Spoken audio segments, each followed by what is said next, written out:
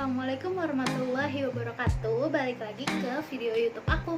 Hari ini aku mau membahas tentang legitimasi teori dan stakeholder teori. Enjoy this video, jangan lupa like, comment, dan subscribe. Nah, kita langsung aja ke teori yang pertama, yaitu legitimasi teori.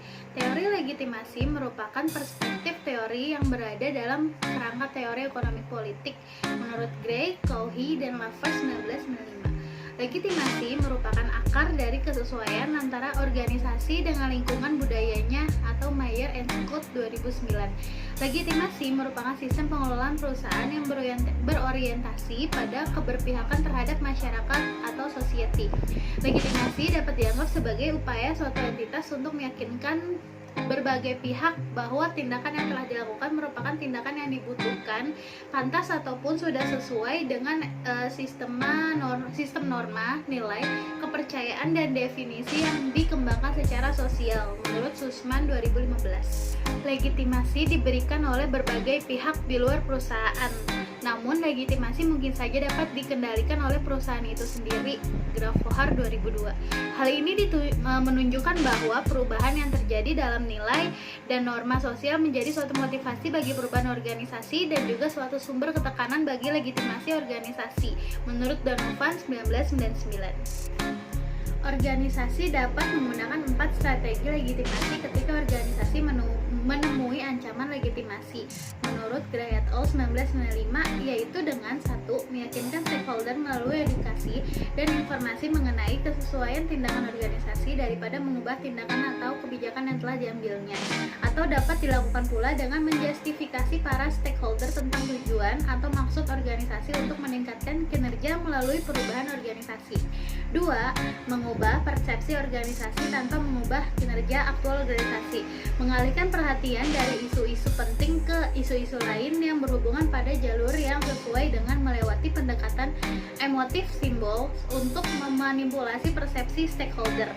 Lalu yang terakhir yaitu mengubah ekspektasi eksternal tentang kinerja organisasi. Teori stakeholder adalah teori yang menggambarkan kepada pihak mana saja perusahaan bertanggung jawab menurut Freeman and Reed 1983. Stakeholder merupakan semua pihak baik internal maupun eksternal yang mempunyai hubungan yang bersifat mempengaruhi maupun dipengaruhi, bersifat langsung maupun tidak langsung oleh perusahaan. Batas stakeholder tersebut mengisyaratkan bahwa perusahaan hendaknya memperhatikan stakeholders karena mereka adalah pihak yang dipengaruhi dan mempengaruhi baik langsung maupun tidak langsung atas aktivitas serta kebijakan yang diambil oleh perusahaan. Jika perusahaan tidak memperhatikan stakeholders, bukan tidak mungkin akan menuai protes dan dapat mengeliminasi legitimasi stakeholders menurut Adams 2002. Dalam mengembangkan stakeholders teori, Freeman and Reed 1983 memperkenalkan konsep stakeholders dalam 2 model, yaitu 1. Model kebijakan dan perencanaan bisnis, atau 2. Model tanggung jawab sosial dan perusahaan dari manajemen stakeholders. Pada model pertama, fokusnya adalah mengembangkan, mengevaluasi persetujuan keputusan strategi perusahaan dengan kelompok-kelompok yang didukung dan diperlukan untuk kelangsungan usaha perusahaan.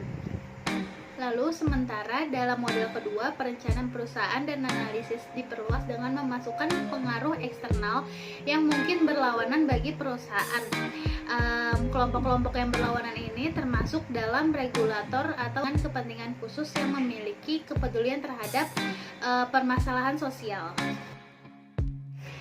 Semakin baik penerapan corporate social performance oleh perusahaan akan membuat stakeholder memberikan dukungan penuh kepada perusahaan atas segala aktivitas yang bertujuan untuk meningkatkan kinerja dan mencapai laba yang diharapkan, dan juga meningkatkan kesejahteraan bagi karyawan, pelanggan, dan masyarakat lokal, sehingga diharapkan terjalin hubungan yang baik antara perusahaan dengan lingkungan sekitar. Sekian video kali ini, semoga bermanfaat untuk kalian semua. Terima kasih sudah menonton. Wassalamualaikum warahmatullahi wabarakatuh. Sampai ketemu di video selanjutnya. Jangan lupa like, comment, dan subscribe.